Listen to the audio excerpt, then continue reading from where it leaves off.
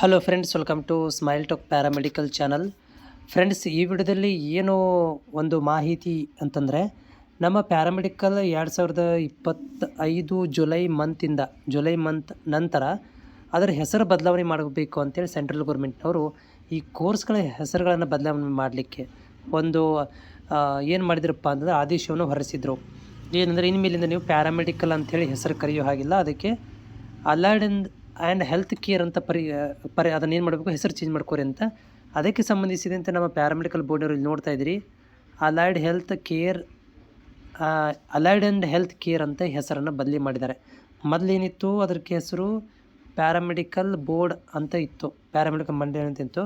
ಇವಾಗ ಏನು ಮಾಡಿದ್ದಾರೆ ಅಂದರೆ ಅದನ್ನು ಹೆಸರು ಚೇಂಜ್ ಮಾಡಿಕೊಂಡು ಅಲೈಡ್ ಆ್ಯಂಡ್ ಹೆಲ್ತ್ ಕೇರ್. ಇನ್ಮೇಲಿಂದ ನಿಮಗೆ ಪ್ಯಾರಾಮೆಡಿಕಲ್ ವಿದ್ಯಾರ್ಥಿ ಅಂತ ಹೇಳೋದಿಲ್ಲ, ಇನ್ಮೇಲಿಂದ ನಿಮಗೆಲ್ಲರೂ ಕೂಡ ಅಲೈಡ್ ಆ್ಯಂಡ್ ಹೆಲ್ತ್ ಕೇರ್ ವಿದ್ಯಾರ್ಥಿ ಅಂತ ಕರಿಬೇಕು ಅಂತ ಆದೇಶ ಬಂದಿದೆ. ಇನ್ಮೇಲಿಂದ 2026 ಈ ಮುಂಬರುವಂಥ ದಿನಗಳಲ್ಲಿ ನಿಮ್ಮಗಳಿಗೆ ಯಾರೆಲ್ಲ ಅಡ್ಮಿಷನ್ ತೊಗೊಳ್ತಾವ್ರಿಗೆಲ್ಲರೂ ಕೂಡ ಅಲೈಡ್ ಆ್ಯಂಡ್ ಹೆಲ್ತ್ ಕೇರ್ ಅಂತಲೇ ಕರೀತಾರೆ. ಯಾವ ಕೋರ್ಸ್ ಮಾಡ್ತಾಯಿದ್ದೀನಿ ಅಂದರೆ ಪ್ಯಾರಾಮೆಡಿಕಲ್ ಅಂತ ಹೇಳೋದಿಲ್ಲ, ಅಲೈಡ್ ಆ್ಯಂಡ್ ಹೆಲ್ತ್ ಕೇರ್ ಕೋರ್ಸ್ಗಳನ್ನು ಮಾಡ್ತಾಯಿದ್ದೀನಿ ಅಂತ ನಾವು ಕರಿಬೇಕಾಗತ್ತೆ. ಯಾರಾದರೂ ವಿದ್ಯಾರ್ಥಿಗಳಿಗೆ ನಾವು ಕೂಡ ನಿಮಗೆ ಪ್ಯಾರಾಮೆಡಿಕಲಲ್ಲಿ ಏನು ಮಾಡ್ತಾಯಿದ್ದೀಯಪ್ಪ ಅಂತ ಕೇಳೋ ಬದಲು ಇನ್ಮೇಲಿಂದ ಅಲೈಡ್ ಆ್ಯಂಡ್ ಹೆಲ್ತ್ ಕೇರ್ ಒಳಗಡೆ ಯಾವ ಕೋರ್ಸನ್ನು ಮಾಡ್ತಾ ಇದೆಯಾ ಅಂತ ನಾವು ಕೇಳಬೇಕಾಗತ್ತೆ. ಯಾಕಂದರೆ ಇಲ್ಲಿ ಕಂಪ್ಲೀಟಾಗಿ ಹೆಸರನ್ನು ಬದಲಾವಣೆ ಮಾಡಲಾಗಿದೆ.